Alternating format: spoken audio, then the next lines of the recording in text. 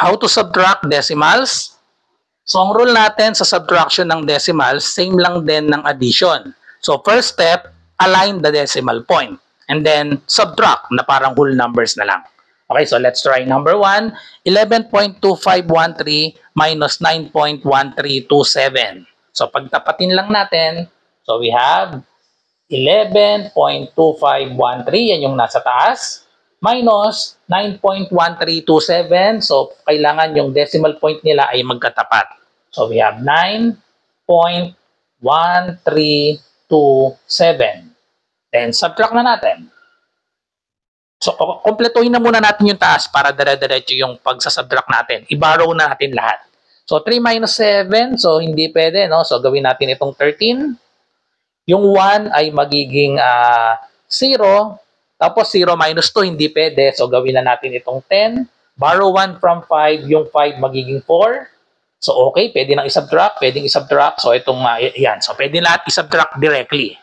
Okay. So, subtract na natin. 13 minus 7, that is equal to 6.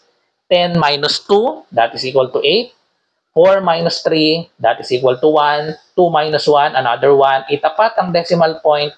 11 minus 9, that is equal to 2. So, the answer is 2.1186. Okay, so next, number 2.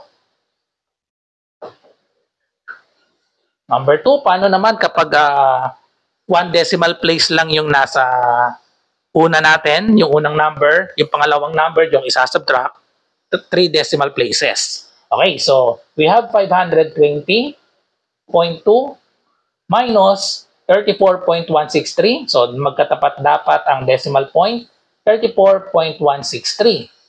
Kapag ang itong unang number natin, yung minuend, ay kulang ng hindi magkaparehas ng 0, kailangan pagparehasin natin yung dami ng decimal places. So, gagawin natin itong, yung 0.2, gawin natin 200. So, parehas lang yan, 0.2 at 0.200 para makumpleto. Okay, so ngayon mag-borrow na tayo.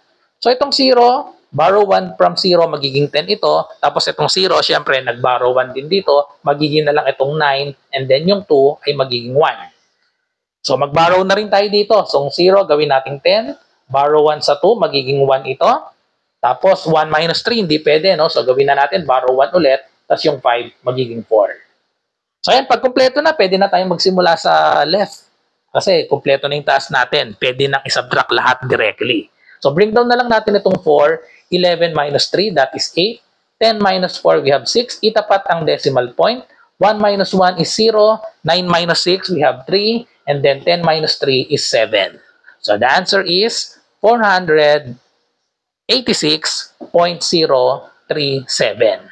So ngayon, itry nyo naman itong number 3. 147.38 minus 98.645. I-comment nyo ang inyong sagot.